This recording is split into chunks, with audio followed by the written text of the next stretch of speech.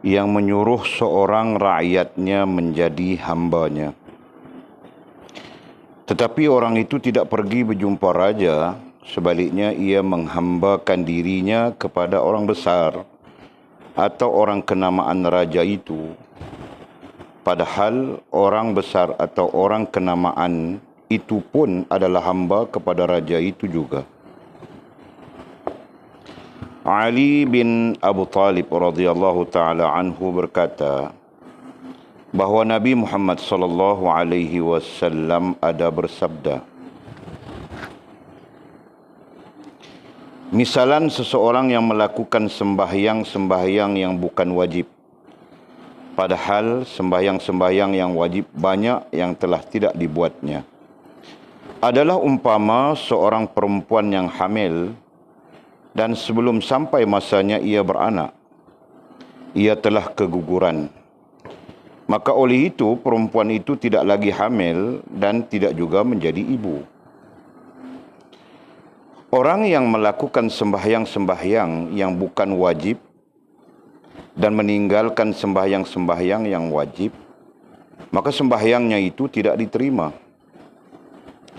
Begitu juga ibarat orang yang sembahyang seperti orang yang berniaga. Ia tidak mendapat untung kecuali ia telah memegang modalnya dahulu.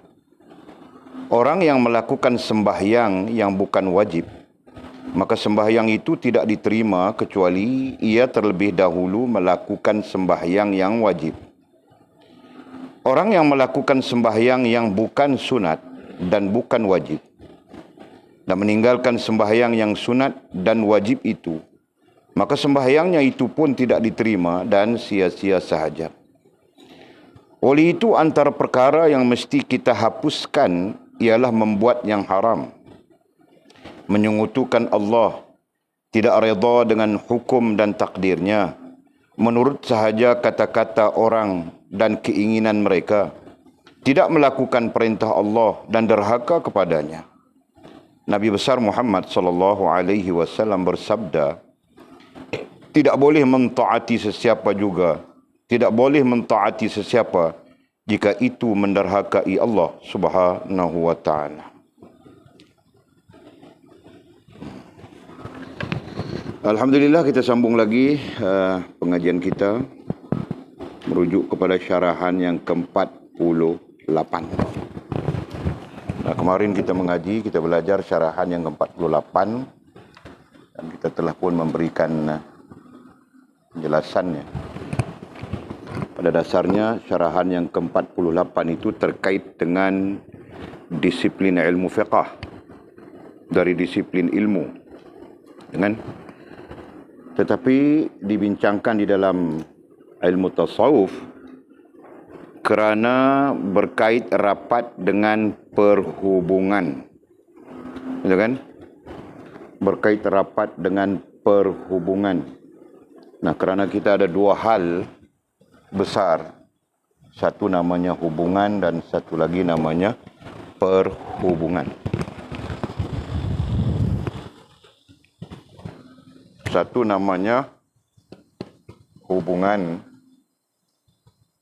dan yang kedua namanya perhubungan. Okey. Belajar sudah kita semua hubungan terkait dengan apa, Atul? Atul? Terkait dengan rohaniyah, akal, hati. Kemudian kita bilang ruhaniyah. Okey. Manakala perhubungan terkait dengan tingkah laku, berarti terkait dengan jasmaniah. Nah, ini semua pelajaran belajar semua orang sudah. Nah, kemarin kita berbincang sekitar secara fiqh ya, apa yang kita namakan dengan hukum taklif,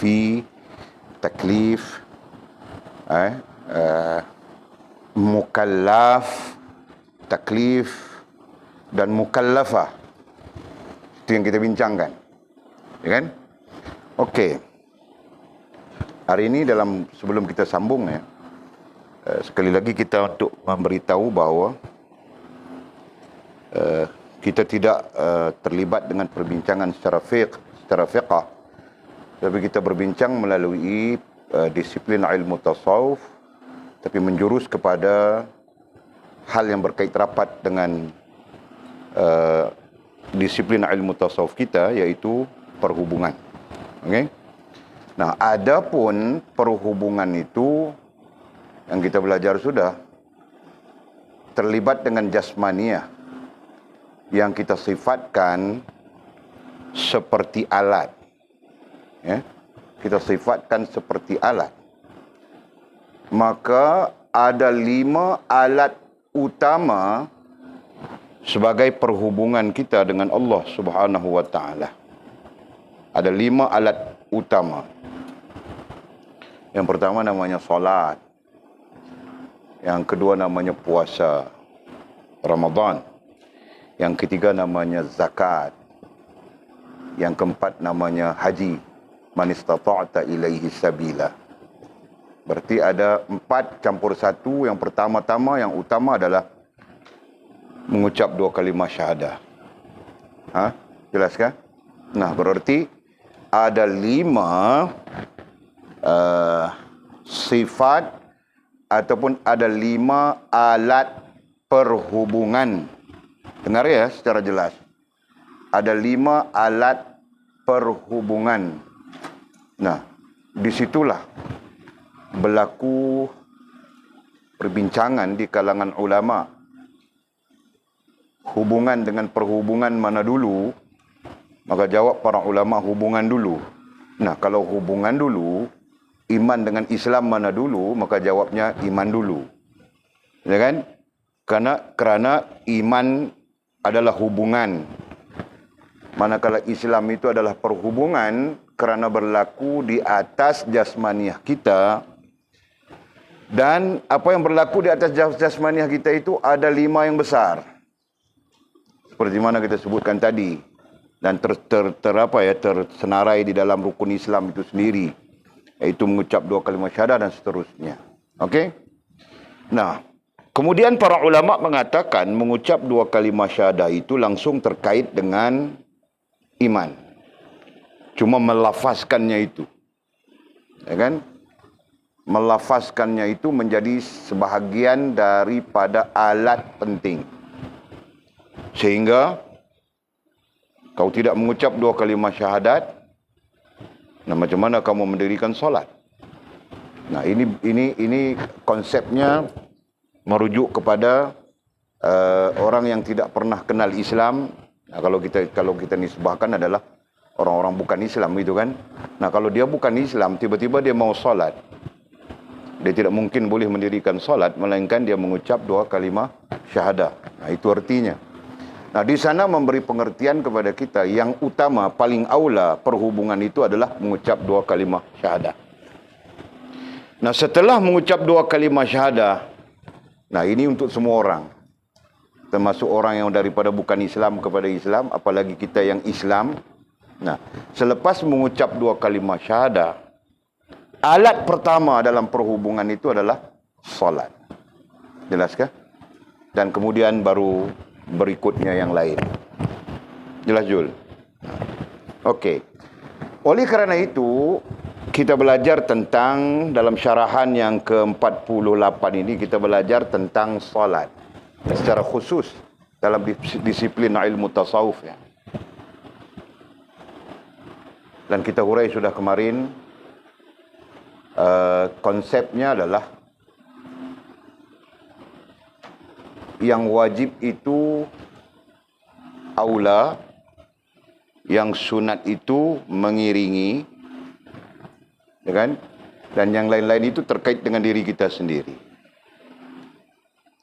Jadi yang wajib itu aula artinya alat utama, ya kan? Yang sunat itu mengiringi atau menambah baik yang wajib. Nah, kita belajar sudah kemarin. Dan yang lain-lain itu adalah, apa yang kita sebut kemarin ya? 3.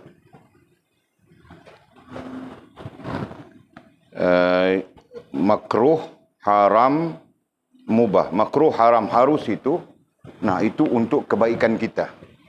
Kan? Itu untuk kebaikan diri kita sendiri. Nah itu kita belajar kemarin. Okey? Jadi malam ini kita sambung lagi kata musannif rahimahullahu ta'ala. Ibarat. Nah sebelum kita sambung, kita lihat dulu ya. Terakhir kata musannif rahimahullahu ta'ala, jika ia melakukan yang sunat dan nafil, sebelum melakukan yang wajib, maka ibadatnya itu tidak diterima dan sia-sia sahaja. Itu ayat terakhir. Jadi, sebagai penjelasan kepada kita bahawa ada orang yang hidupnya sia-sia. Jelas kan? Nah, ada orang yang hidupnya sia-sia berdasarkan kepada fakta ini dan fakta dalilnya. Fakta dalil firman Allah Subhanahu wa taala. Coba nak bunyinya. Illa khizyun fil hayatid dunya wa yawmal qiyamati yuradduna ila asyaddil azab. Coba nak bunyi.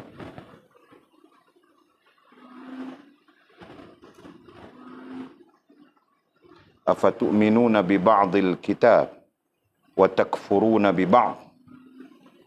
Itu kan? Afatu'minuna bi ba'dil kitab wa takfuruna bi ba'd.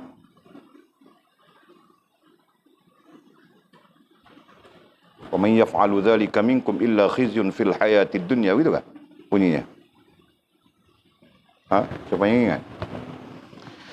Apakah mereka beriman dengan sebahagian daripada kitab, sebahagian daripada hukum-hukum, dan mereka engkar sebahagian yang lain? Wa man yaf'alu dzalika minkum, sesiapa yang bersikap demikian di antara kamu, wa man yaf'alu dzalika minkum, sesiapa yang bersikap atau beramal dengan demikian di antara kamu, illa khizyun fil hayatid dunya, maka hidup dunianya menjadi sia-sia. Wa yawmal qiyamati yuradduna ila asyaddil azab, manakala di hari kiamat, di hari akhirat kelak, yuraddu, dikembalikan, ila, kepada asyaddil azab, azab yang pedih. Ya kan? Nah, berarti Al-Quran menyatakan kepada kita tentang kehidupan yang sia-sia. Nah, kenapa hidup dan kehidupan itu menjadi sia-sia? Nah, antaranya yang kita sedang bincang sekarang. Jelaskah? Yang sedang kita bincang sekarang. Hidupnya buat baik, buat yang bagus. Tolong orang begitu, tolong orang begini. Kan? Bagus semuanya. Tetapi kerana tidak mendirikan yang aula itu sebagai alat perhubungan dengan Allah Subhanahu wa taala, maka hidupnya menjadi sia-sia. Nah, jelas ke itu? Dapat ayat apa? Cek. Oh, bukan cek. Ustaz Asri cek. Nah, bunyinya kurang lebih begitu. Kalau salah, walid minta ampun kepada Allah. Begitu. Afatu'minuna bi ba'dil kitab wa takfuruna bi ba'd. Fama jazaa'u man yaf'alu dzalika minkum. Nah, itu ayat yang betul. Fama jazaa'u man yaf'alu dzalika minkum illa khizyun fil hayatid dunya wa yawmal qiyamati yuradduna ila asyaddil azab. Nah, hidup di dunia menjadi sia-sia, manakala di hari akhirat kelak dikembalikan atau dihumban kepada azab yang pedih. Asyaddil azab berarti azab yang pedih. Nah, yang jelasnya kita sedang bercakap tentang hidup yang sia-sia. Itu. Kan? Maka jika ia melakukan yang sunat dan nafil sebelum melakukan yang wajib, maka ibadatnya itu tidak diterima dan sia-sia sahaja. Nah, perkataan sia-sia, Al-Quran menakalkannya yang kita sebutkan tadi. Jelaskah? Nah, jadi persoalan besar di sana, apakah yang menyebabkan hidup kita tidak menjadi sia-sia? Nah, jawapan kita belajar kemarin. Mendahulukan dan mengaulakan yang wajib. Mengiringi yang wajib itu dengan yang sunat. Dan memelihara diri kita dengan 3 hal yang lain, 3 hukum taklif yang lain, yaitu makruh, haram dan harus. menjaga apa? Menjaga. Nah, sebab itu kita belajar di dalam hal-hal lain. Nah, kita perlu menjaga diri kita walaupun dengan perkara yang harus, kerana yang harus itu boleh menjadi haram. Faham tak? Nah, itu. Faham sila. Okey, kemudian kata musannif, ibarat seorang raja yang menyuruh seorang rakyatnya menjadi hambanya. Nah, ibarat bilangnya. Jadi ibarat berarti kiasan, berarti di sana perlu ambil pelajaran. Ibarat seorang raja yang menyuruh seorang rakyatnya menjadi hambanya. Nah, raja ini, sultan ini, penguasa ini memerintahkan seseorang menjadi hambanya. Tetapi orang itu tidak pergi berjumpa raja. Nah, sepatutnya orang yang disuruh oleh sultan itu datang berjumpa dengan raja. Kerana raja memintanya, memanggilnya, memintanya untuk menjadi hamba. Nah, sebaliknya orang itu tidak pergi berjumpa raja. Nah, dia tidak pergi berjumpa raja. Sebaliknya ia menghambakan dirinya kepada orang besar. Sebaliknya dia menghambakan dirinya kepada orang besar atau orang kenamaan raja itu. Padahal orang besar atau orang kenamaan itu pun adalah hamba kepada raja itu juga. Nah, itu kiasan. Ya kan? Jadi apabila kiasan ini sebenarnya menjurus kepada yang boleh cerita kemarin, yang boleh tunjuk kemarin. Yang wajib itu mengikat kita dengan Allah Subhanahu wa taala. Nah, itu. Jelas kan? Nah. Jadi kiasan seorang hamba tidak menghambakan diri kepada raja, sebaliknya menghambakan diri kepada orang besar. Nah, kiasannya seperti boleh ceritakan tadi, tidak ada ikatan dengan raja. Maka sama saja kita tidak ada ikatan dengan Allah Subhanahu wa taala. Nah, ketika kita melakukan kehambaan, pada hakikatnya kita tidak melakukan kehambaan kepada Allah. Kenapa? Kerana kita tidak ada ikatan. Apa ikatannya? Hubungan. Itu kan? Nah, jika kita tidak ada hubungan, maka kehambaan kita bukan kepada Allah, kepada yang lain daripada Allah. Nah, mungkin di sana termasuk nafsu kita. Ya kan? Termasuk yang lain-lain selain daripada Allah Subhanahu wa taala. Nah, justru dalam perkara perhubungan, keterikatannya berada di solat. Selain daripada mengucap dua kalimat syahadah ya. Selain daripada mengucap dua kalimat syahadah, nah keterikatan itu berada di solat. Jelas kan? Okey. Ali bin Abu Talib radhiyallahu taala anhu berkata, Ali bin Abu Talib, iaitu Sayyidina Ali. Nah, jangan-jangan kita panggil nama Ali saja. Ini orang-orang yang dimuliakan oleh Allah Subhanahu wa taala. Nah, kita panggil, kita sebut namanya pun dengan penuh adab. Nah, sebut saja Sayyidina Ali bin Abu Talib. Sayyidina Ali Abu Talib radhiyallahu taala anhu, beliau adalah menantu Nabi, suaminya Sayyidatina Fatimah radhiyallahu taala anha, idola kita orang perempuan, bukan Nilofa. Ha? Kau idola kau siapa, Fahad? Nilofa? Siti Nurhaliza? Ha? Bukankah? Bukan? Nah, itu baru idola kau kan? Bukan? Kemarin dia idola kau, ini hari tiada pula kau. Ha? Okey. Suaminya kepada Sayyidatina Fatimah radhiyallahu taala anha, ananda kepada baginda Nabi kita sallallahu alaihi wasallam. Nah, Fatimah itu anak kepada baginda Nabi kita, puteri kepada baginda Nabi kita sallallahu alaihi wasallam. Dan mereka-mereka ini adalah orang-orang yang disebut sebagai ahli syurga dengan nas. Ya, dengan nas. Berarti ada nas tentang dia. Ada nas tentang Fatimah radhiyallahu taala anha. Ada nas tentang Ali secara umum. Nah, mereka adalah ahli-ahli syurga yang pada sisi kita adalah orang-orang saleh, orang-orang yang sempurna hubungannya dengan Allah Subhanahu wa taala. Nah, itu dia. Jadi Sayyidina Ali bin Abi Talib radhiyallahu taala anhu berkata, bahawa Nabi Muhammad sallallahu alaihi wasallam bersabda. Apa sabdanya? Misalan seseorang yang melakukan sembahyang yang bukan wajib. Nah, banyak sembahyangnya, tapi bukan sembahyang yang wajib. Sembahyang apa yang tidak wajib? Nah, solat hajat, kerap dia solat hajat.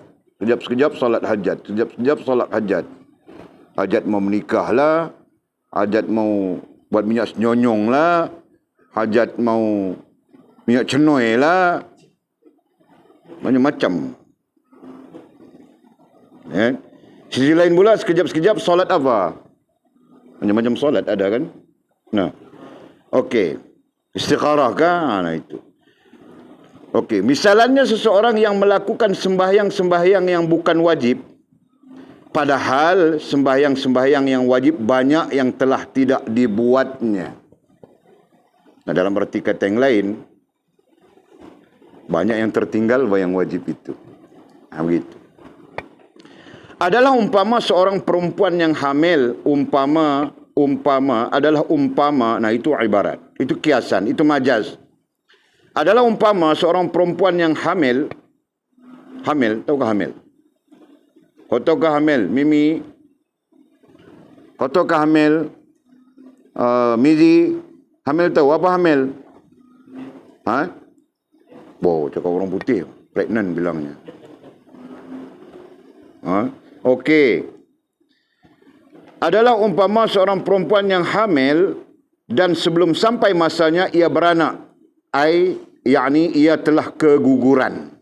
Perempuan yang hamil, nah belum sampai masanya keguguran dia. Maka oleh itu perempuan itu tidak lagi hamil. Nah, setelah keguguran maka dia tidak lagi hamil dan tidak juga menjadi ibu. Ya, hamil pun tidak, menjadi ibu pun tidak kan? Nah, begitu orang yang melakukan solat sunat. Nah, bukan solat sunat saja pada dasarnya, apapun yang sifatnya adalah sunat dan sebagainya, sedangkan dia terabai yang wajib. Nah, jadi di sini gambarannya apa? Di sini gambarannya kita orang-orang yang sedang berjalan kepada Allah. Kita orang-orang yang mau menyempurnakan hubungan kita dengan Allah Subhanahu wa taala, perlu menyelesaikan masalah terkait dengan salat yang wajib. Nah, itu maksudnya. Jelaskah? Sekiranya kita ada ataupun sekiranya banyak yang kita telah tertinggal misalnya, maka wajib kita qada berdasarkan kepada fakta salat yang wajib itu perlu diaulakan, perlu diutamakan. Nah, itu. Faham tak? Jelas? Nah, kalau sila kau tinggal solat-solat dulu ni kau wajib qada. Ha? Apalagi kalau kita lihat dari sisi fiqh, sisi mazhab Syafi'i, mazhab fiqh dalam ilmu fiqh, dalam disiplin ilmu fiqh, maka wajib qada yang tertinggal itu. Ya kan? Jadi sebab itu dalam pelajaran kami ketika kami belajar, syekh kami menuntut kami mengqada solat. Nah, katanya antara sunat dengan qada aula qada, kerana qada itu wajib sedang yang sunat itu tetap sifatnya mengiringi. Jelas kan? Nah, begitu Pak.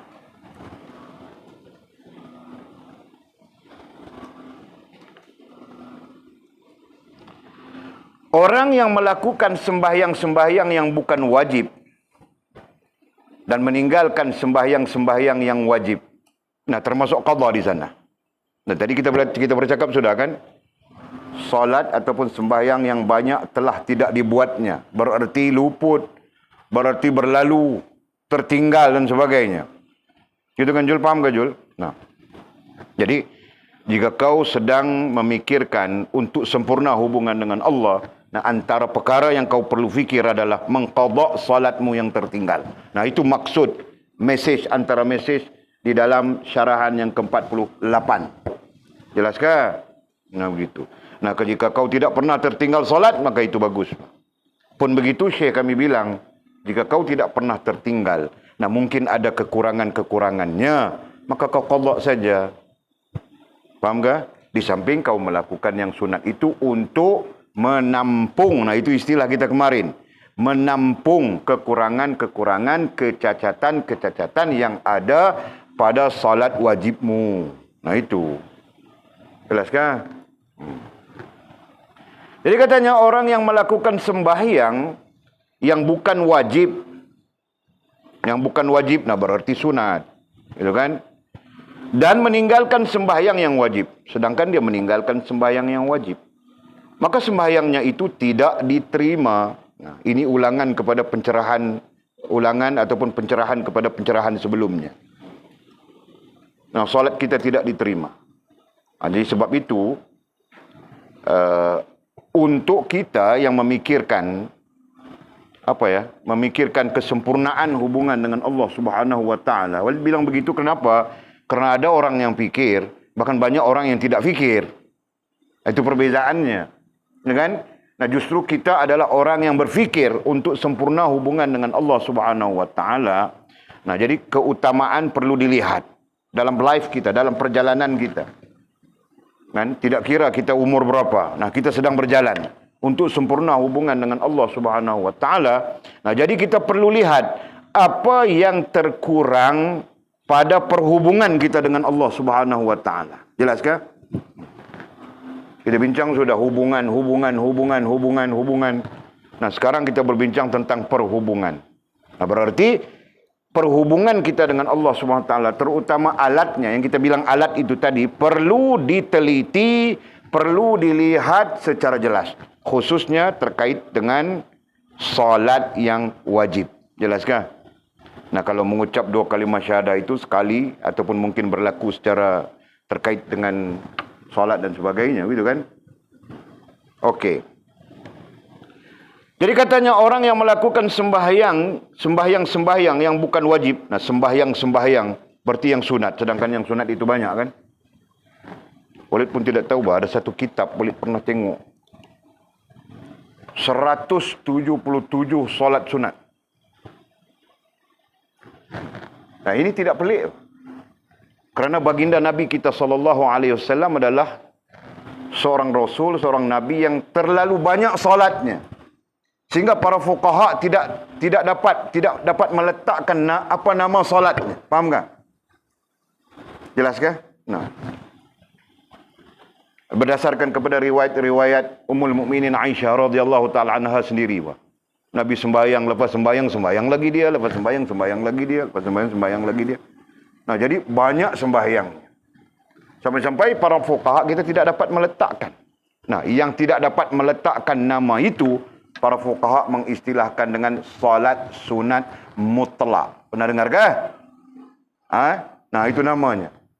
Jadi selain daripada solat hajat, selain daripada solat sunat taubat, selain daripada solat sunat istisqa, selain daripada solat sunat apa?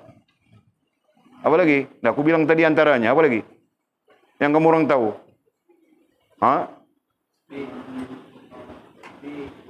Duha, solat sunat tahajud. Nah, baru 5 saja. Solat sunat apa lagi? Istisqa sebut dah, 5 dah. Lagi, apa? Solat sunat awwabin, qabliyah ba'diyah, baru 8. Nah, paling-paling kita tahu 10 kan? Nah, paling-paling kita tahu 10 saja. Kenapa? Kerana para fuqaha menamakan solat itu. Nah, yang ada namanya kita tahu, walaupun kita jarang buat. Tidak buat, kan? Kau buatkah solat sunat awwabin? Cakap betul-betul. Solat sunat awwabin itu apa? Nah, kau pun kebingungan sudah. Solat sunat awwabin ma'a hifzul iman, bilangnya dalam hadis. Ya kan? Nah, kita pun tidak buat yang 10 saja. Sedangkan Nabi SAW melakukan solat sunat yang berbagai-bagai. Nah, yang tidak dinamakan itu, yang tidak mempunyai nama itu, nah, itulah diistilahkan sebagai solat sunat mutlak. Jelaskan? Nah, kalau kau mau berdiri solat sunat, aku pun tidak tahu mau solat apa ini. Nah, solat sunat mutlak. Nah, gitu. Faham tak? Walau bagaimanapun ada khilaf di kalangan ulama, fuqaha, ulama-ulama fiqh khususnya, berkaitan dengan solat sunat hajat. Adakah dalil solat sunat hajat? Ya. Nah, ada khilaf di sana. Kita jangan terlibat dengan khilaf itu. Bukan masalah kamu orang. Okey? Adakah solat sunat taubat? Gitu kan? Okey. Boleh sebut saja nama-nama solat itu yang lazim. Nah, yang tidak lazim bagi kita, itu bilang solat sunat mutlak. Jadi seolah-olah baginda Nabi kita SAW banyak mendirikan solatnya. Dalam banyak-banyak itu yang terbanyak adalah solat sunat mutlak. Yang tidak tahu namanya. Sebab itu baginda sakit, baginda berdiri solat. Mau namakan apa? Para fuqaha mau meletakkan nama apa solat itu ya. Misalnya. Nah, mungkin baginda Nabi solat hajat, mohon pada Allah untuk sembuh sakitnya. Nah, jadi muncul istilah solat hajat. Jelaskah? Begitu. Okey. Jadi orang-orang yang melakukan sembahyang, nah di situ gambarannya banyak. Yang bukan wajib. Nah, sudah tentu selepas wajib adalah sunat. Berarti sembahyang yang mengiringi. Sembahyang yang sifatnya mengiringi wajib. Nah, itu. Dan meninggalkan sembahyang yang wajib. Sedangkan dia meninggalkan sembahyang yang wajib. Nah, apa sembahyang yang wajib itu, Anjung?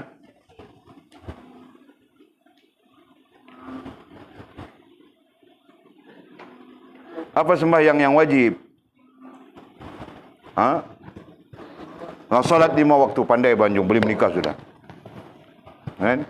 Jadi sembahyang yang wajib itu salat 5 waktu. Nah, itu saja, bukan banyak. Gitu kan? Nah, yang bukan banyak itu kita tinggal, banyak kita tinggal di belakang.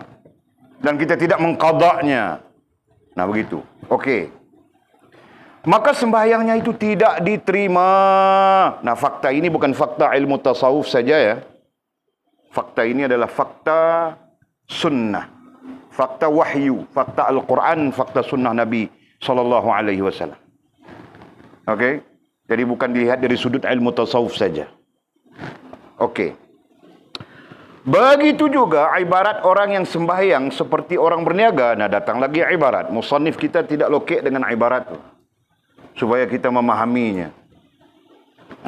Jadi katanya, begitu juga ibarat orang yang sembahyang seperti orang berniaga. Begitu juga ibarat orang yang sembahyang seperti orang yang berniaga, katanya. Ia tidak mendapat untung kecuali ia telah memegang modalnya dahulu. Nah, orang yang berniaga tidak boleh dia kira untung, tidak boleh dikira untung, melainkan dia dapat modal dulu. Nah, selepas modalnya baru dikira untung. Begitu kan? Katakan modal RM10. Anjung jual ikan, modalnya RM10. Nah, kalau dia jual ikan itu RM12. Modal balik dulu, yang RM2 baru boleh dikira untung. Dia tidak mungkin, Anjung sudah dapat untung dulu, modalnya belum dapat balik lagi. Mana mungkin begitu? Nah, kalau modalnya belum dapat balik, dia dapat RM2 untungnya, berarti dia belum untung. Nah, begitu kan? Faham kan, Anjung? Nah, ini kiasannya supaya kita berfikir. Jadi mesejnya, maksudnya di sana apa? Maksudnya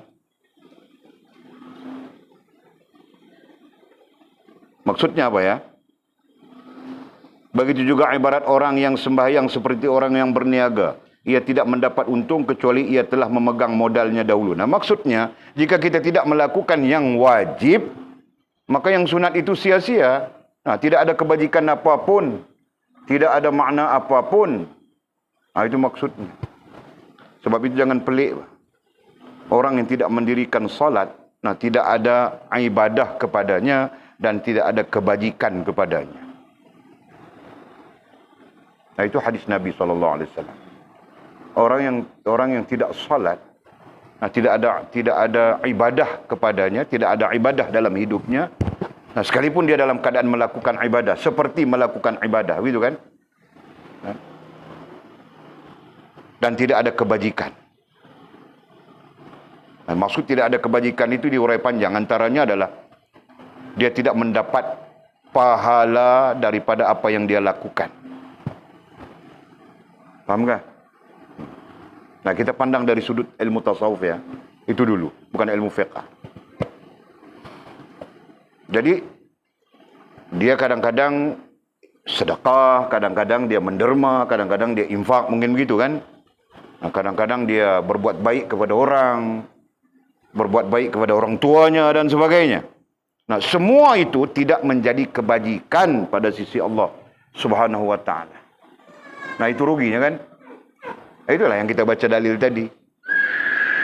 Hidup dunia jadi sia-sia. Yang sepatutnya hidup dunia kita jadi kebajikan. Kau makan pun jadi kebajikan di sisi Allah. Kau bergaul pun menjadi kebajikan di sisi Allah Subhanahu wa taala. Begitu kan? Nah, apalagi kau berkhidmat kepada agama Allah Subhanahu wa taala. Kau mengajar, kau mendidik orang, kau mengajar orang, mendidik orang supaya menjadi insan dan sebagainya. Nah, apalagi itu. Faham enggak? Nah, sepatutnya semua itu jadi kebajikan yang nilainya nanti di hari akhirat kelak di depan Allah Subhanahu wa taala. Tetapi oleh kerana tidak salat. Nah, itu. Faham kan? Nah, oleh kerana tidak salat ataupun nah kita masuk sedikit ni, ataupun meringan-ringankan salat. Allah, masya-Allah, astagfirullah. Ya kan? Nah, ini semua menyebabkan hidup dan kehidupan kita itu menjadi sia-sia di sisi Allah Subhanahu wa taala. Masya Allah, mudah-mudahan Allah mengampunkan kita. Nah, Walid adalah orang yang paling banyak mensia-siakan salat. Jadi kamu orang tolong doa, mudah-mudahan Allah ampunkan Walid.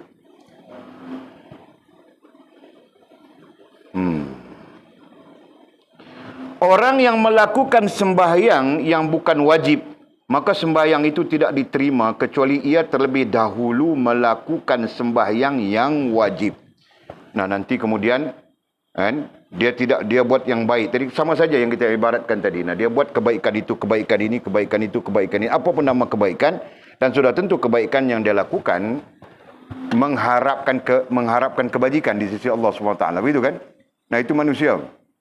Dia buat baik, dia mengharapkan kebajikan. Sebab itu dia sedekah RM2, dia harap dia dapat surga. Nah, itu tabiat, itu tabiat manusia kan? Faham tak, Jul? Nah, dia sedekah, dia apa saja. Nah, dia mengharapkan menjadi kebajikan di sisi Allah Subhanahu wa taala. Nah, demikian juga kiasannya dengan salat. Walaupun mursyid kita bercakap tentang salat saja. Bilangnya salat sunat itu tidak sekiranya tidak melakukan yang wajib, maka salat sunat yang dilakukan itu sia-sia. Bahkan kita jauh lebih luas dari itu. Bukan saja salat sunat, apapun yang kau lakukan semuanya sia-sia pada sisi Allah Subhanahu wa taala. Faham tak?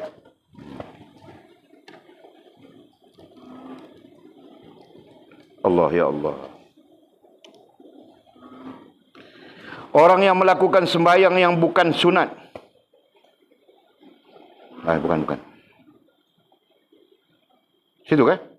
Orang yang melakukan sembahyang yang bukan sunat dan bukan wajib. Nah, sekarang orang itu melakukan sembahyang yang bukan sunat, bukan wajib. Sunat pun bukan, wajib pun bukan. Sembahyang apa?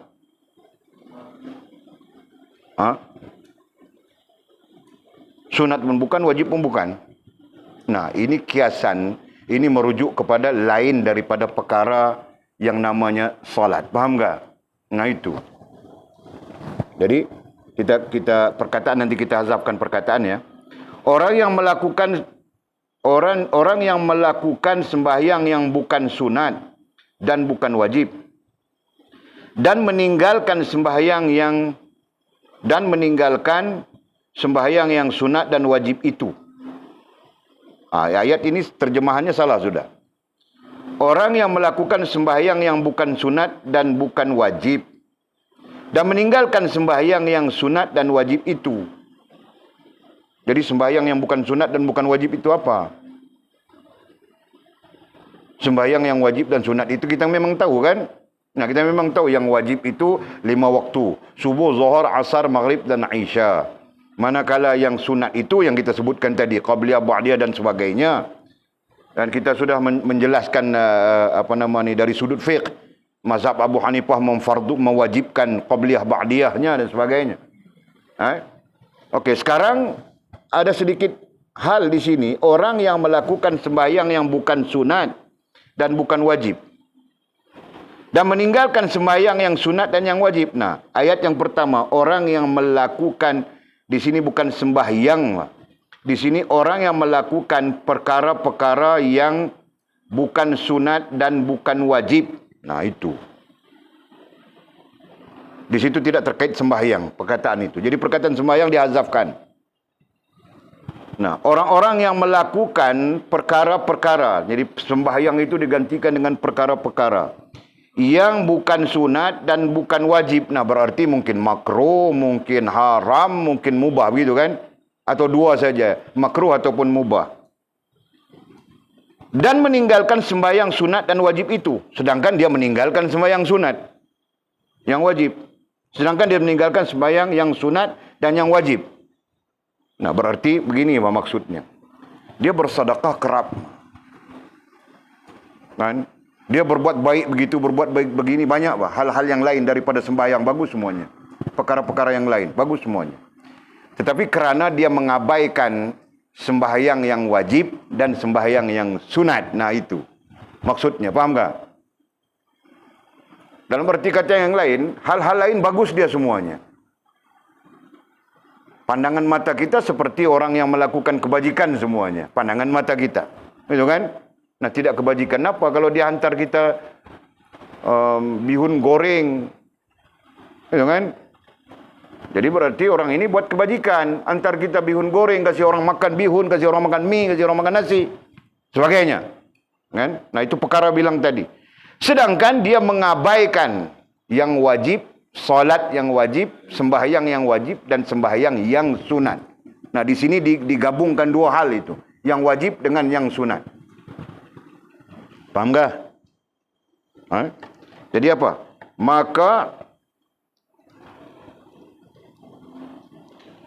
Maka sembahyangnya itu pun tidak diterima dan sia-sia sahaja. Nah, begitu juga. Tidak diterima dan sia-sia. Betulkah ayat ini ya? Walid tidak sempat melihat kepada teks Arabnya.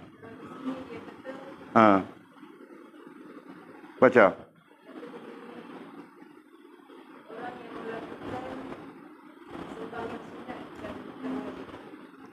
Orang yang melakukan sembahyang sunat dan bukan wajib.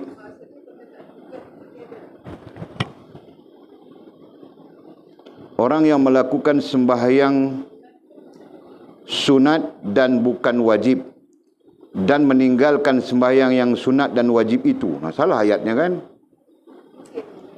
Jadi orang yang melakukan perkara-perkara yang sunat dan bukan wajib dan meninggalkan perkara yang sunat dan wajib itu. Itu kan jadi perkataan sembahyangnya itu hazaf kedua-dua tempat. Betul. Nah, kita ikut teks yang telah tersusun itu. Ada dua teks ya. Teks yang telah tersusun. Orang yang melakukan perkara-perkara yang bukan sunat dan bukan wajib. Orang yang melakukan perkara-perkara yang sunat. Begitu kan? Bukan dihazafkan. Jadi sembahyang yang bukan itu dihazafkan. Nah, pastikan itu betul. Nanti kita boleh tengok teks Arabnya. Orang yang melakukan perkara-perkara sunat.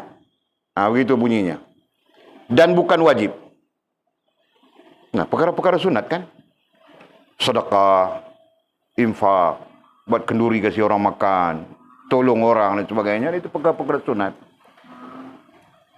Dan meninggalkan sembahyang dan meninggalkan perkara-perkara yang di sana ayatnya macam mana? Coba tengok teks. Yang itu tak berubah. Okey, dan meninggalkan sembahyang yang sunat dan wajib itu. Jadi perkara-perkara sunat dia buat, banyak dia buat. Tetapi dia meninggalkan sembahyang yang sunat dan meninggalkan juga sembahyang yang wajib. Nah, dia meninggalkan sembahyang yang wajib dan sunat. Nah, begitu ayatnya. Jadi perbetulkan mah. Bukan sembahyang sunat, yang sunat dan wajib. Yang wajib itu datang dulu, kemudian baru datang sunat. Nah, ikut susunan kita.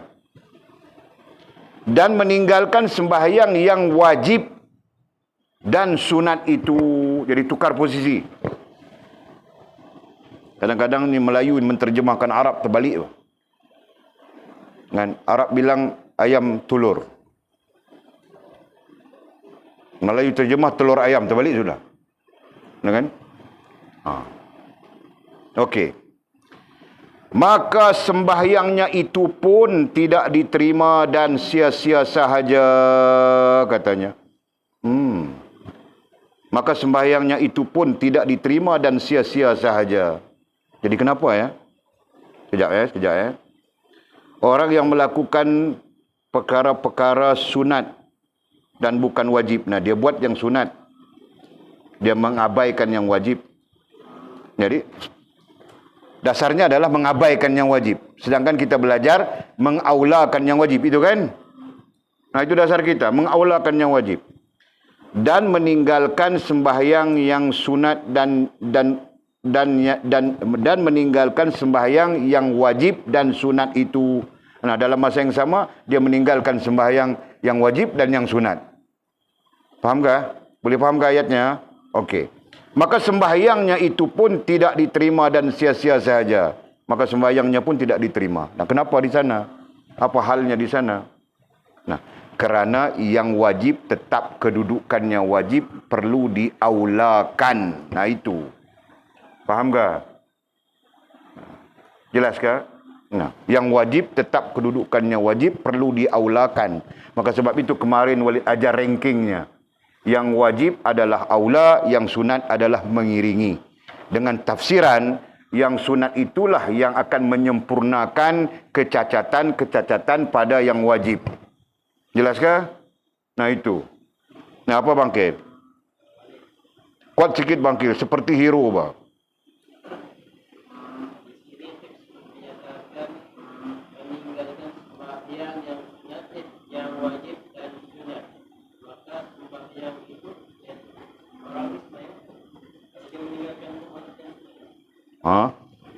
Nah, kau perbetul sudah yang kami perbetulkan tadi. Nah, jika kau tidak perbetul, tetap kau jadi janggal, bercanggung ayatnya. Nah, ulang ayat kau. Ulang.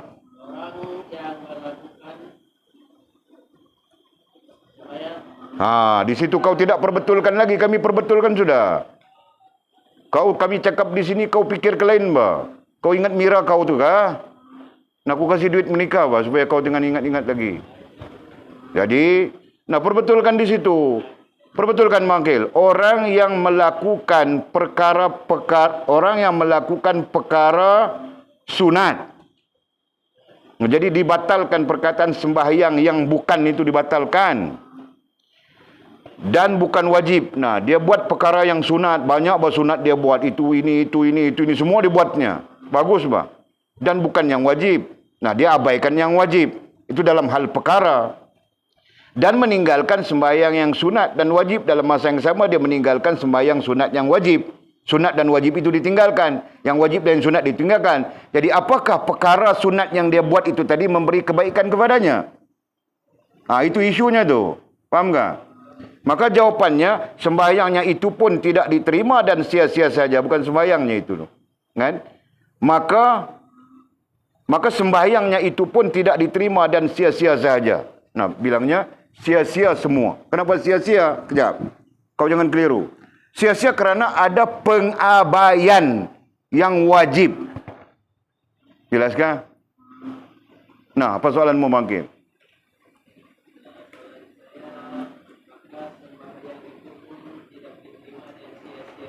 Nah,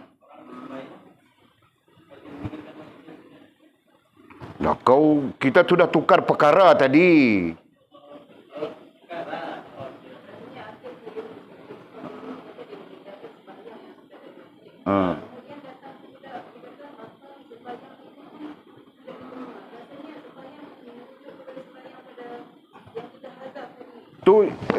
Apa tu dalam teks yang tersusun tu dia kata apa? Cuba baca teks tersusun tu. Nanti kita tengok balik teks Arab dia.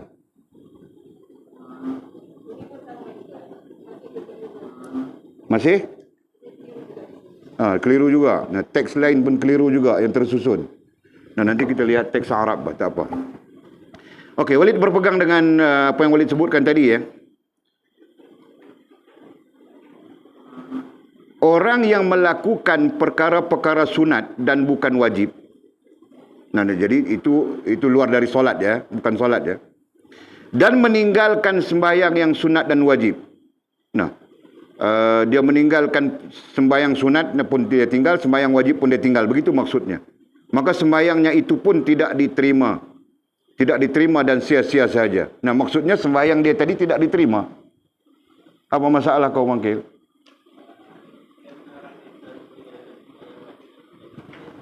Nah, jadi soalan kau dan meninggalkan sembahyang sunat dan wajib. Jadi apa yang dia sembahyang? Sembahyang apa? Itu soalan bangkil. Okey, maka sembahyang dia sebab itu Walid rasa perkataan ini bukan merujuk kepada sembahyang, merujuk kepada perkara. Jadi tabit perkara saja dia sebut sudah kan?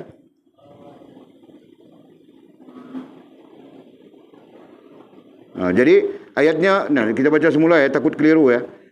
Orang yang melakukan perkara-perkara sunat dan bukan wajib, dan meninggalkan sembahyang yang sunat dan wajib itu. Sembahyang yang wajib dan sunat itu kita tukar sudah. Maka perkara itu pun tidak diterima dan sia-sia saja. Nah, begitu ayatnya. Faham tak? Nah, yang kau kasih orang makan tadi wakil, nah itu sia-sia saja. Tidak mendapat kebajikan maksudnya. Orang makan kenyang serupa juga, Pak. Kan? Artinya tidak dapat kebajikan di sisi Allah Subhanahu wa taala. Nah, begitu. Nah, pada keseluruhannya kenapa? Kerana pengabaian yang wajib itu. Nah, kita sedang belajar tentang perhubungan ya. Kita sedang belajar tentang perhubungan membabitkan anggota jasmaniah kita. Nah, anggota jasmaniah kita terikat dengan hukum taklif. Nah, kita sedang berbincang itu. Jadi, hukum taklif itu tersusun rapi sudah. Yang wajib adalah wajib secara wajib. Yang sunat adalah secara sunat. Tersusun rapi sudah. Jelaskah? Nah, tidak boleh berlaku sebarang bentuk pengabaian terhadap yang wajib itu. Nah, sekiranya kita mengabaikan yang wajib, maka yang sunat itu tidak berguna. Faham tak? Nah, itu maksudnya. Tidak memberi faedah apapun. Tidak memberi kebajikan apapun pada kita dalam hubungan dengan Allah Subhanahu wa taala. Nah, kita sedang berbincang tentang itu. Jelaskah? Jangan ada yang keliru ya.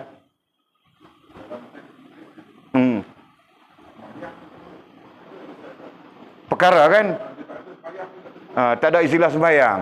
Inilah penterjemah, sebab itu kita katakan penterjemah. Banyak perkara yang kita dhabit daripada awal sampai sini, kesilapan-kesilapan penterjemah. Itu je.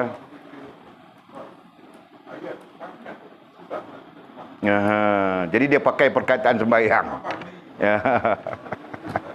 Yes. Nah, jadi kita perbetul balik sudah dengan izin Allah, dengan limpah rahmat Allah, mudah-mudahan kita tidak tersalah.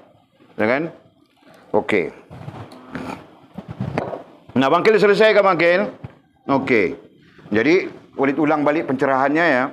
Orang yang melakukan perkara-perkara sunat dan bukan wajib, dan meninggalkan sembahyang yang sunat dan yang wajib, sembahyang yang wajib dan sunat itu, maka perkara itu pun tidak diterima dan sia-sia saja. Nah, berarti dia meninggalkan yang wajib, dia kaitkan sunat di situ juga kan. Nah, apabila meninggalkan yang wajib, begitu juga kau meninggalkan yang sunat, nah, yang kau buat apapun kebaikan, semuanya sia-sia saja. Begitu juga kau meninggalkan yang wajib, kau buat yang sunat, dan kau buat sunat yang lain, misalnya yang kita bilang perkara tadi, nah, pun sia-sia juga. Nah, gitu maksudnya. Jelaskah? Mimi, kau jelaskan Mimi? Sofia, kau jelaskan? Nah, kamu orang pulang nanti cakap pergi betul ya. Jangan ikut teks di sini ya. Okey. Oleh itu katanya. Oleh itu antara perkara yang mesti kita hapuskan.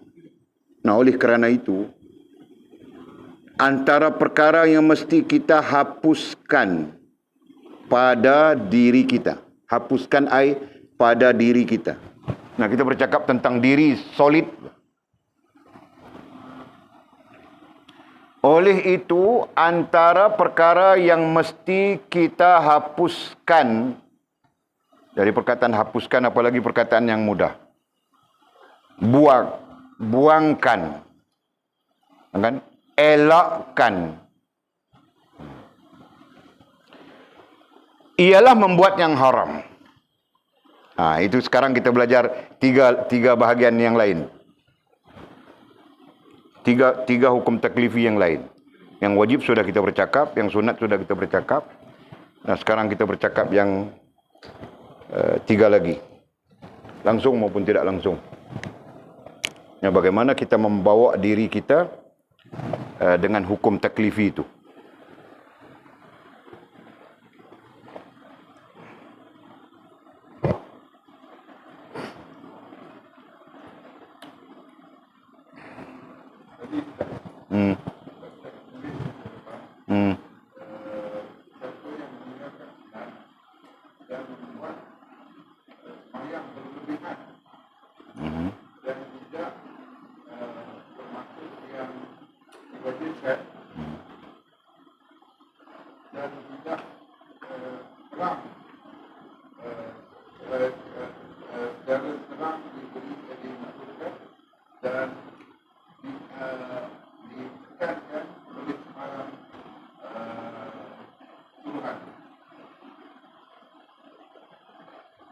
Lagi susah kita nak interpret. Lagi susah kita nak interpret tu. Jadi bahasa Inggerisnya bunyi macam tu lah. Jadi dia nak bagi tahu begini. Bahasanya begini. Dia nak bagi tahu kau buat perkara-perkara yang sunat itu dengan sukarela. Berlebihan lah. Merujuk kepada sukarela. Bagus sangat yang sunat-sunat ni. Yang wajib tak buat.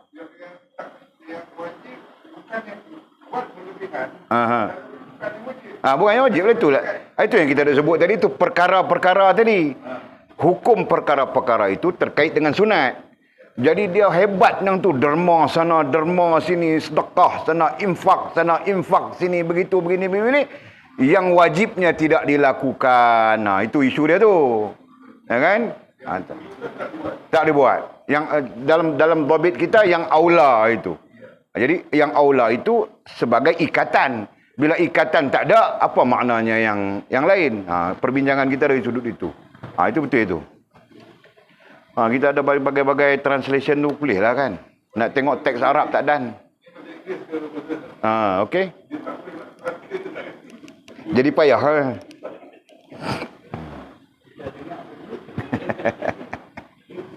Okey. Oleh itu, antara perkara yang mesti kita hapuskan. Hapuskan, apa dhabitmu, Lina? Hapuskan. Okey. Membuang, mengelakkan, okey. Ialah membuat yang haram. Nah, justru, dari kesimpulan-kesimpulan di atas itu, kita perlu mengelakkan diri kita daripada membuat. Nah, kenapa membuat? Terlibat dengan jasmania kita, begitu kan? Terlibat dengan tingkah laku kita. Nah, membuat kan? Yang haram bilangnya. Dan haram itu kita jelas sudah kemarin, termasuk dalam hukum taklif. Nah, haram itu jangan kita buat langsung. Melainkan yang tidak disengajakan. Kerana kesilapan, bukan kesilapan ya, kerana kesalahan ada 2 bentuknya. Satu bentuk yang disengajakan dan satu bentuk yang tidak disengajakan. Nah, itu kaedah kita dalam ilmu tasawuf ya. Jadi ada kesalahan yang disengajakan. Nah, ini jangan. Ini perlu dielakkan. Perlu perlu dijauhkan sejauh mungkin. Perlu dielakkan sebaik mungkin. Yang disengajakan. Ya kan? Lagi satu kesalahan yang tidak disengajakan. Nah, kasih contoh Mizi, kesalahan yang tidak disengajakan. Kuat sikit.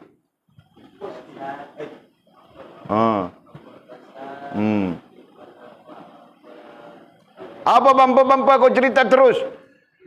Kami tidak paham bumper-bumper apa? Pungkok. Jadi kau kasih betul baca penceritaan kau. Nah, kau pergi ke pasar. Apa tujuanmu ke pasar? Beli sayur. Nah, ada dosakah beli sayur? Ada salahkah beli sayur? Nah, kemudian nampak pungkok bilangnya. Sebab orang yang datang ke pasar itu, nah tidak menutup auratnya begitu kan? Terdedah saja begitu. Jadi kau pun terlihat. Nah, itu kesalahan tidak sengaja. Melainkan kau... Nah, kemudian dari tidak sengaja kau menyengajakannya. Begitu kan? Nah, jelas ya.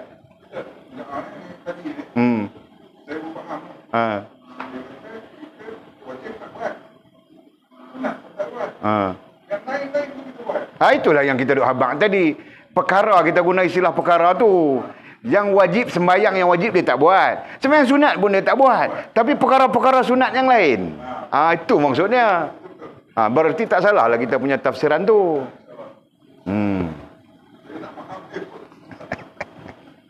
Dia main bahasa orang. Sebab itu ilmu dikuasai dalam bahasa ibunda. Ingat ya. Ilmu dikuasai dalam bahasa ibunda. Nah, jadi kalau kau mau datang ini mau belajar nahu saraf kerana mau menguasai ilmu, kau silap sudah. Jelas kah?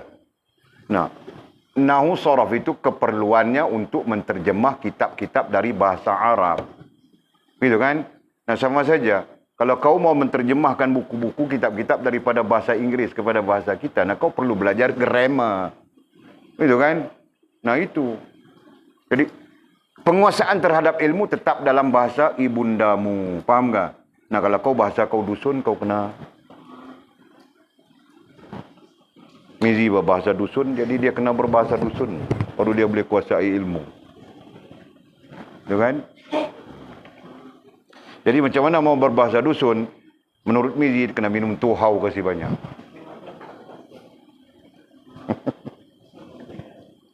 Okey, clear. Alhamdulillah.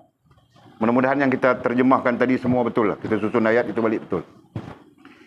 Nah, balik kita kepada oleh itu antara perkara yang mesti kita hapuskan, elakkan, buangkan ialah membuat yang haram. Nah, jangan kita buat yang haram. Jadi permasalahannya timbul, tetap kita berada, tetap yang haram itu berada di sekeliling kita. Nah, isu itu isu.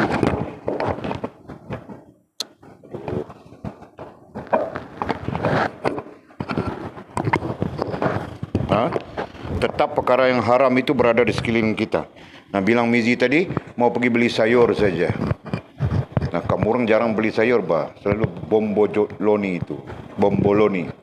Nah, itu yang selalu pergi beli. Jual kan? Sekarang tidak beli sudah. Aduh. Kan? Nah, itu. Nah, jadi, yang sebegitu. Nah, pun begitu, dalam konteks kita berbincang, mau sempurna hubungan dengan Allah Subhanahu Wa Taala. Nah, jika boleh dielakkan, maka elaklah. Nah, itu. Jadi macam mana mau elak, jangan kau tengok Mizi. Jadi kau tengok, kau bilang tadi punggungnya besar. Kau pun tengok saja, bah. Jangan. Itu kan? Elakkan. Pandang ke lain. Begitu. Okey. Pertama ya. Dia bilang di sini pertama, antara perkara, oleh itu antara perkara yang mesti kita hapuskan, elakkan, buangkan ialah membuat yang haram. Nah, itu letak posisinya pertama, tempat pertama. Nah, termasuk yang haram itu adalah meninggalkan kewajipan. Nah, itu dhabit pernyataannya. Nah, jadi kau tinggalkan solat, nah kau berada dalam keadaan haram. Faham tak? Sebagian ulama dalam menghalusi hal ini bilang, nah bila kita meninggalkan salat dengan sengaja, seluruh anggota kita berada dalam keadaan haram. Nah, kitabnya apa? Itu ada yang di Walid bukan baru sampai ada. Itu namanya apa? Safinah. Lupa sudah. Imam Ibn Atta'illah Iskandari rahimahullah ta'ala. Dia menyebutnya begitu. Jadi anggota kita semuanya jadi haram kerana tidak salat. Masya Allah.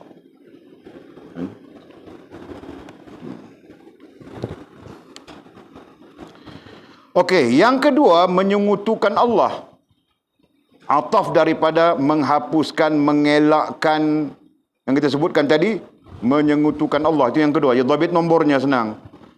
Menyekutukan Allah Subhanahu Wa Taala. Nah, ini kita perlu elakkan. Ini kita perlu perlu buangkan. Jangan ada ini. Yang ketiga, tidak redha dengan hukum dan takdirnya. Yang ketiga, tidak redha dengan hukum dan takdirnya. Ini pun terjemahannya pada Walid rasa-rasa macam salah juga. Tidak redha dengan qada dan takdirnya. Nah, itu yang betul kalau teks Arabnya. Kan? Tidak redha dengan hukum artinya ketetapan. Qada itu artinya ketetapan. Qadar artinya ketetapan. Takdir juga artinya ketetapan. Nah, jadi istilah yang betul bukan hukum di situ. Tidak redha dengan qada dan takdirnya. Nah, itu. Yang ketiga. Yang keempat, menurut sahaja kata-kata orang dan keinginan mereka. Menurut sahaja kata-kata orang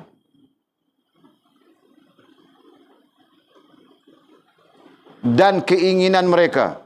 Tanpa ilmu. Dalam teks Arabnya, tanpa ilmu. Berarti, menurut sahaja kata-kata orang dalam keadaan jahil. Nah, itu. Betulkah, tidak betulkah, ikut saja. Nah, itu dibilang tanpa ilmu. Nah, orang yang tanpa ilmu itu akan mengambil kata-kata orang dalam keadaan tidak tahu, kan?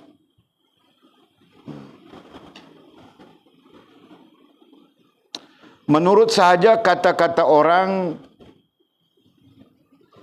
dan keinginan mereka tanpa ilmu. Dhabitnya di sana. Itu yang keberapa sudah? Keempat sudah. Nah, elakkan itu. Elakkan kita menurut kata-kata orang saja, menurut keinginan orang saja tanpa ilmu. Kan? Nah, kata orang kita tapis dengan ilmu kita. Jangan kau pakai Albani lah, Maza lah.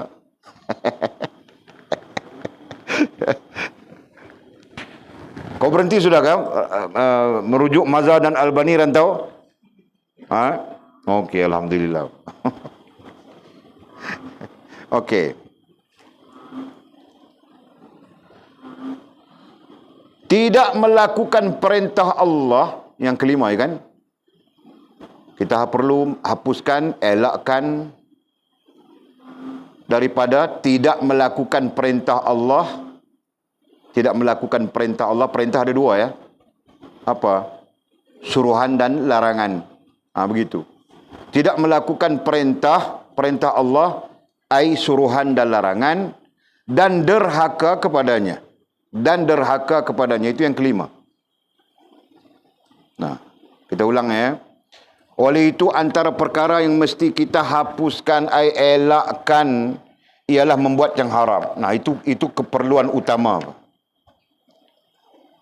Termasuk di dalam aulawiyat, keutamaan dalam perjalanan untuk sempurna hubungan dengan Allah Subhanahu wa taala. Yang haram seperti mana kita sebutkan tadi, nah, sedaya upaya kita perlu kita elakkan. Betul kan? Nah, okey. Yang kedua, menyekutukan Allah. Yang ketiga, tidak redha dengan qada dan takdirnya.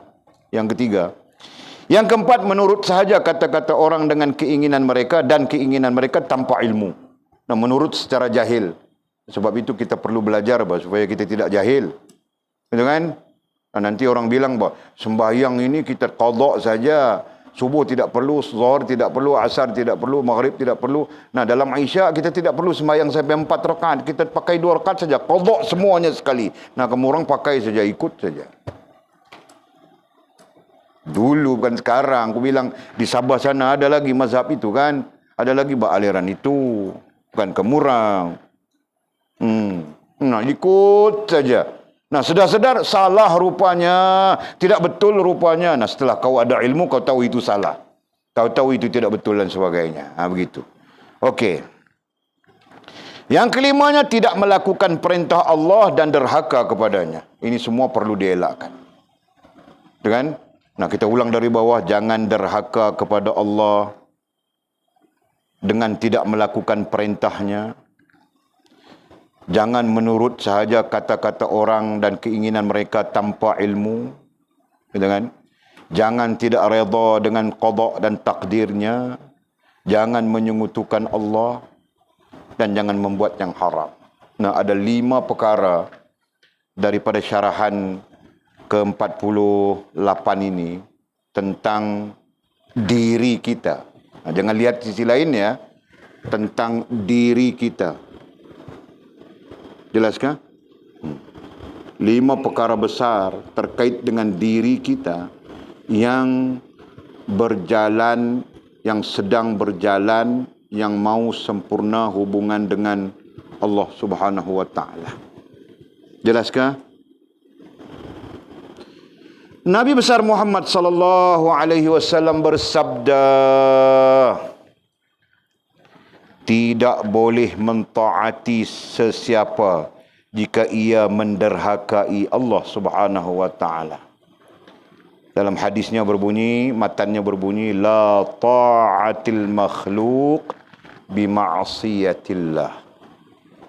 Tidak ada taat kepada makhluk dengan menderhakai Allah Subhanahu wa taala. Nah, itu bunyi teks hadisnya. Jadi jangan kita taat kepada makhluk.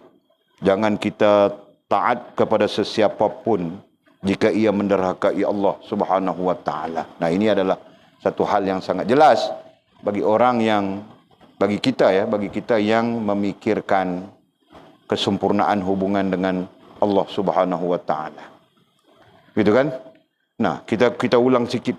Kenapa perlu sempurna hubungan dengan Allah Subhanahu wa taala?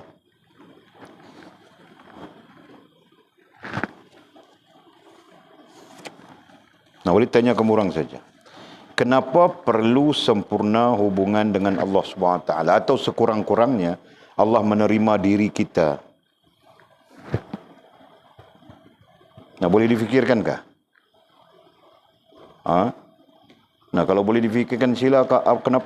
Kenapa perlu sempurna hubungan dengan Allah SWT? Kenapa?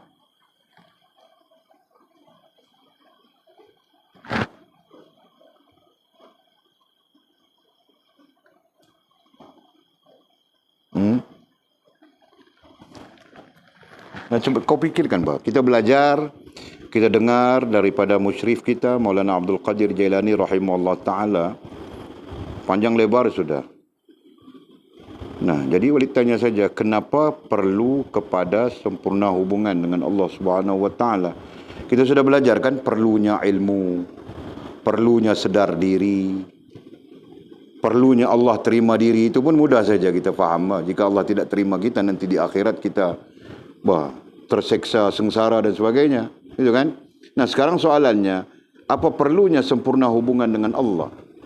3 sudah terjawab melalui ilmu, melalui muzakarah kita, pengajian kita. 3 pada dasarnya terjawab sudah. Nomor 1 terjawab sudah. Nomor 2 terjawab sudah. Nomor 3 pun terjawab sudah. Itu kan? Dan yang keempatnya, nah, boleh tanya saja, apa perlunya sempurna hubungan dengan Allah Subhanahu wa taala? Nah, itu saja. Hari ini kita berhenti awal. Okey. Sila. Ada jawapan kah?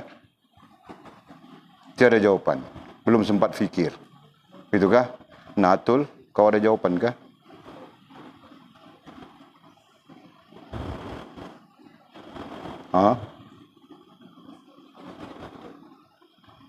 Nah, kau keliru kah dengan apa yang Walid tanya? Keliru kah? Okey, semua orang ambil perhatian ya.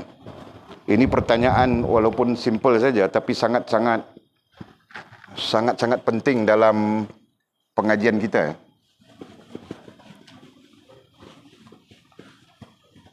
Nah, kita ada 4 tahap. 1, ilmu. 2, sedar diri.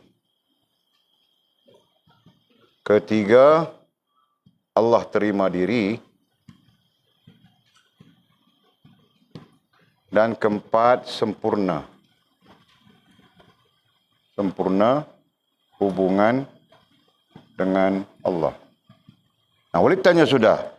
Kepentingan ilmu terjawab sudah kan? Atau kamu orang masih tertanya-tanya? Atau kamu orang tanya pun tiada? Nah, tertanya-tanya atau tiada, Walid harap kamu orang tahu sudah. Apa kepentingan ilmu? Okey? Nah, nombor 2, sedar diri. Pun ada jawapan sudah. Apa kepentingan sedar diri? Nah, nombor 3, Allah terima diri. Nah, tahu sudah kita apa kepentingan Allah terima diri? Jelas kah? Boleh faham kah? Nah, boleh tanya yang terakhir saja. Kenapa perlu sempurna hubungan dengan Allah Subhanahu wa taala? Itu saja. Tulis semua ya. Nah, kalau kenapa perlu Allah Subhanahu wa taala terima diri kita ya? Jika Allah Subhanahu wa taala tidak terima diri kita, di dunia kita sengsara, di akhirat kita lagi-lagi sengsara. Sekurang-kurangnya begitu kan? Jawabannya. Nah, kenapa pentingnya sedar diri? Nah, karena dengan sedar diri itulah kita akan mampu mentaati Allah Subhanahu wa taala, melaksanakan suruhan, meninggalkan larangan, begitu kan? Sekurang-kurangnya jawabannya berbagai-bagai. Nah, kenapa pentingnya ilmu? Nah, dengan ilmu itulah kita kenal hak dan batil dan sebagainya. Nah, sekarang soalan terakhir saja. Bagi menghabiskan fasa. Nah, kita berada di fasa lain, kamu orang sedar gak? Kita sudah berada di fasa keberapa sudah nih? Nah, bagi mengakhiri fasa ini, persoalannya apa pentingnya sempurna hubungan dengan Allah Subhanahu wa taala? Apa perlunya sempurna hubungan dengan Allah Subhanahu wa taala?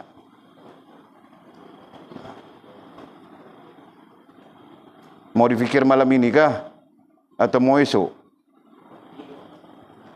Malam esok ramai lagi tanya lagi syok bah. Mau malam ni juga? Mizi cadang malam ini juga. Nah, Mizi dulu yang menjawab. Sekejap tengah fikir katanya.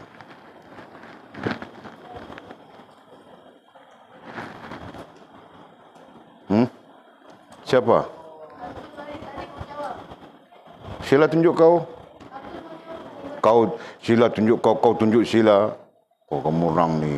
Kau tidak kasih menikah baru tahu.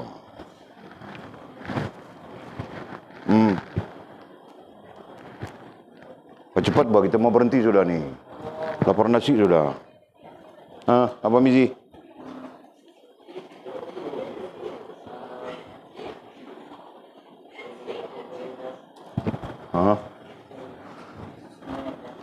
Susun ayat. Belajar susun ayat. Okey.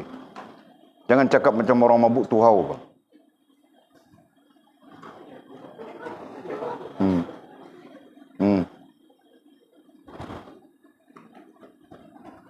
Mana aku dengar suara kau begitu, bah?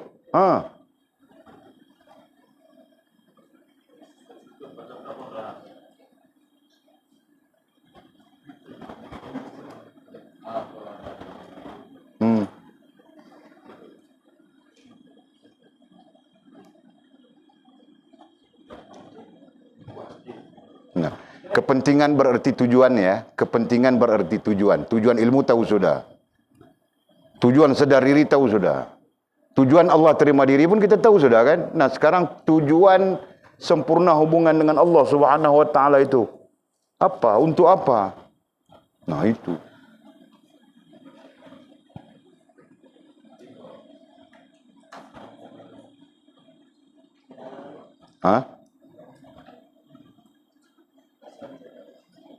Rasa macam tak betul pula. Kau yang cadangkan malam ini juga, bah, bukan orang lain. Yang itu semua cadang besok, cadang lusa, sebulan lagi, semua dia orang itu. Jadi tidak dapat, tak pasti, gitu kan? Nah, jadi atul.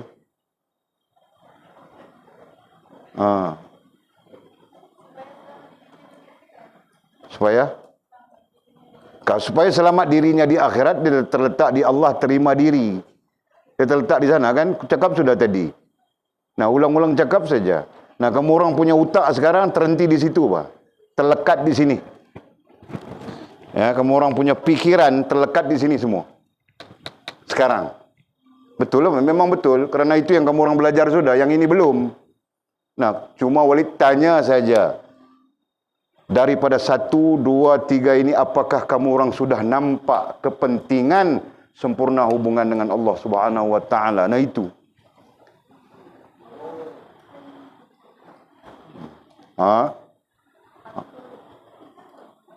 Kau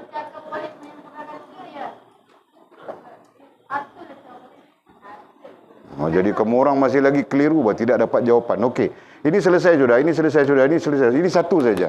Nah, mulai malam ini pikirkanlah. Mulai malam ini pikirkan. Walid mau tanya besok kah, mau tanya lusa kah, mau tanya bila kah, itu Walid punya pasal. Yang pasti Walid akan tanya. Okey? Jelas kah? So kita berhenti di situ. Wallahu a'lamu bishawabihi au kama qala. Ha? Bangkil mau jawab. Nanti dululah bangkil, esoklah, lusa lah. Aku berhenti sudah. Kau berhenti dan kau mau jawab.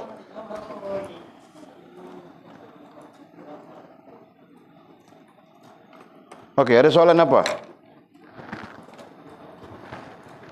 Ada soalan kah?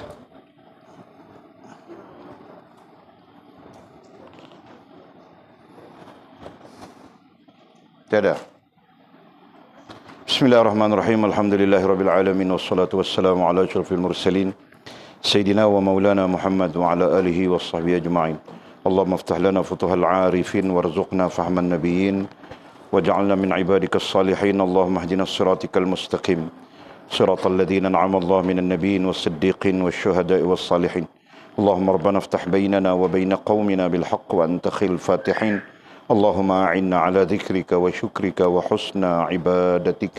اللهم فقهنا في الدين وعلمنا التأويل. اللهم فقهنا في الدين وعلمنا التأويل.